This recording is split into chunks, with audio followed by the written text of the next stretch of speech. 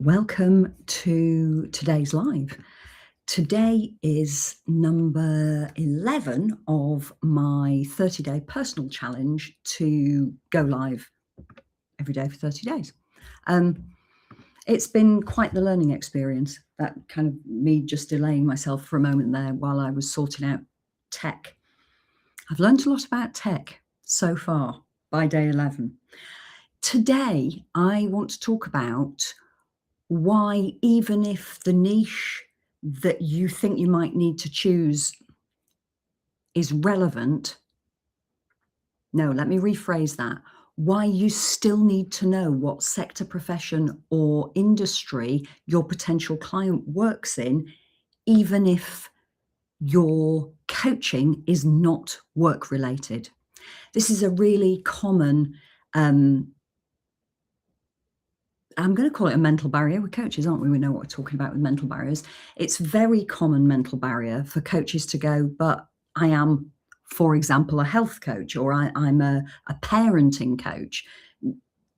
I can help any parent. I can help anybody with the particular health thing that I want to work with. Let's say high blood pressure. And I appreciate that. I appreciate that your topic could go across any profession, industry, or sector. Here's the thing. Most coaching topics go across profession, industry, and sector. You still need to choose one. Why do you still need to choose one? Because until you know who you're talking to, specifically who you're talking to, then you don't know where they are. And you don't know how to be in the same places that they are. So let me give you some examples. If you're a parenting coach and your entire career to date has been, let's say, nursing, you can use your knowledge and experience of your career in nursing, not the technical stuff, but of being a nurse, your knowledge and experience of your lived experience of being a nurse, and your understanding of how being a nurse uniquely impacts parenting, working shifts, working with life and death situations, working in very emotional contexts, potentially. That's a different. The impact of parenting, if you're a nurse, is different from if you are, say, a teacher. If you're a teacher, let's say you're a primary school teacher, then parenting as a primary school teacher has different problems, impacts, places where guilt festers, where the sun doesn't shine. And the marketing message for nurses who are parents, bearing in mind a marketing message needs to demonstrate knowledge, understanding, and empathy, being able to demonstrate that to a nurse in context using their language, not the language we think nurses use, and not trying to guess at how the rhythm of a nurse's life goes, but we're doing it from lived experience, or a front row seat to the life of somebody with lived experience. That's a different marketing message because it's a different experience than the marketing message for a teacher. Say, I've been a teacher, so I can talk about parenting as a teacher. I haven't ever been a nurse. I would struggle to know where the bits that make you feel really bad, where the bits where you think I can't do this, and or I'm just rubbish. I wouldn't know how to describe that to a nurse, but I would know how to describe it as a teacher. And one of the kind of questions I get asked an awful lot by coaches is, how do I separate myself out from all the other parenting coaches, for example, or health coaches, for example, or ICF credentialed coaches, for example? And you do that by being really, really specific with who you help.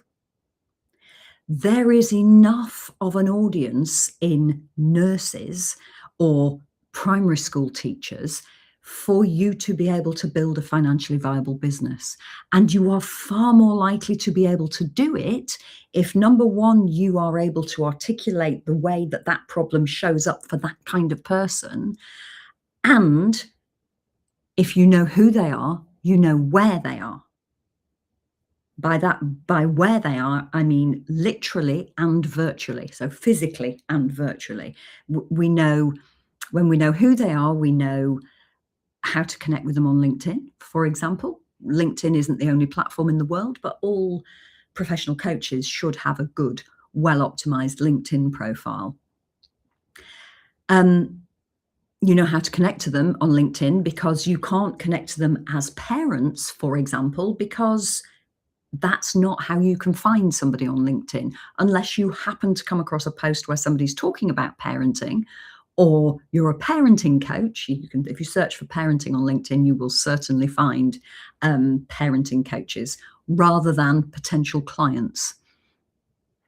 So to be able to curate an audience of people and to be where they are, you need to know who they are, even if your topic doesn't cover work. Sorry, let me just wind back a moment there. In order to be able to be where they are, you need to know who they are. And for almost every context, who they are means what profession, sector, or industry they're in and what job title they have. Now, I know that feels so tight and squeaky that it's untrue, but it's the best and fastest way to start to be able to make an impact, because you separate yourself out from all the other parenting coaches, for example, because you become the parenting coach for nurses or for teachers, or you become the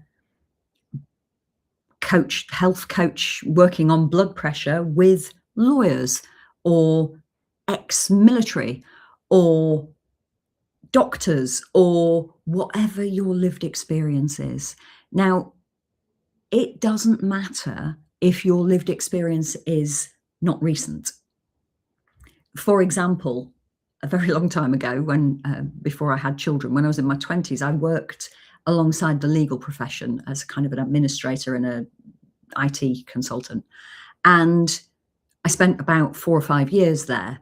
And although I'm not bang up to date with what being a lawyer is like, I do know enough about it that I could stand in a room full of lawyers, and whilst I wouldn't appear to be one of them, I would be talking their language enough to be understood, or I would understand enough of their language that I could understand them and they could understand me. I wouldn't stand out as an outsider. And that's really what this speaking the language is about. And it's why you want to be really specific about who you work with. Now, I can feel a whole bunch of questions, but Sarah, you don't understand. I really can work with anybody. I know you can, but you can't market to everybody. You need to be able to find and curate an audience. You need to know what publications they read, what books they read, what's important to them as a profession, or as a human and a profession. You need to know what sources of information they find credible. You know, what websites, for example, do they find credible? Because perhaps you could write for that website. You need to know what podcasts they listen to. I can go on and on and on, but all of that, if you don't know who they are, it's very difficult to find that information. And you end up being just another parenting coach in a massive field of parenting coaches. Huge, generic parenting coach field. And even if you're the best parenting coach in the world, you end up being a best kept secret. And that's just rubbish.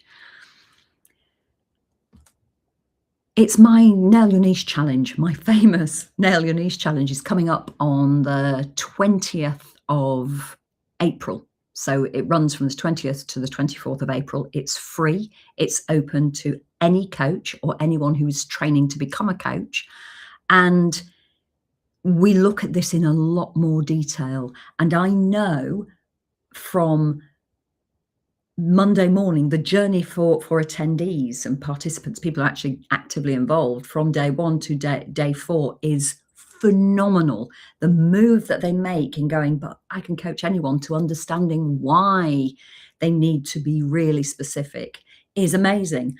And the light bulb moment where they go, oh, I get it. You mean if I'm a parenting coach for nurses, for example, that's because I know what that's like. I know how that affected me and how it affects my colleagues, and I know where it causes problems and where it's absolutely wonderful. And I yes, yes, yes, exactly that. Exactly that. Lived experience or front row experience to the lives of the people that you want to market to is really important, because our work is a very large part of our lives. And even if the topic we want to coach around has nothing to do with work whatsoever, we are kidding ourselves if we think what we do as a job doesn't impact, or what our clients do as a job doesn't impact the rest of their lives. You know, if you're, for example, a coach who wants to work with high blood pressure or helping people get their blood pressure down, and the reason that you know about this is because you were an accountant and your blood pressure spiked at all the points in the year where accountants are under a lot of pressure, then you can relate to that. Now, you don't have to have had lived experience, you don't, but you do need to have had front row access to the life of somebody that's lived that experience. So maybe your partner, or your spouse, or your parents, etc. Yeah, I can feel a whole bunch of questions around this. I know this is really challenging if you're struggling to get your head around why. You still need to know sector, industry, or profession when it's got nothing to do with your coaching. I hope it's a bit clearer now. If you have a question, either put it in the comments underneath where you're seeing this live video, or if you kind of don't want to make a public comment, just send me a DM. I've been getting loads of them since I started this 30-day challenge of a live stream. And I'm very happy not only to answer your question straight away there, wherever you ask it, but I'll also add it to topics that I'm going to cover on my live stream. So short and sweet today. Thank you very much for your attention, and I'll see you again tomorrow for day 12 of my 30-day challenge. One last thing, if you're interested in joining the Nail Your Niche challenge, if you go to thecoachingrevolution.com and wait for about 5 seconds, there's a pop-up that you can register for the challenge. Thecoachingrevolution.com and wait for the pop-up. I'll see you tomorrow.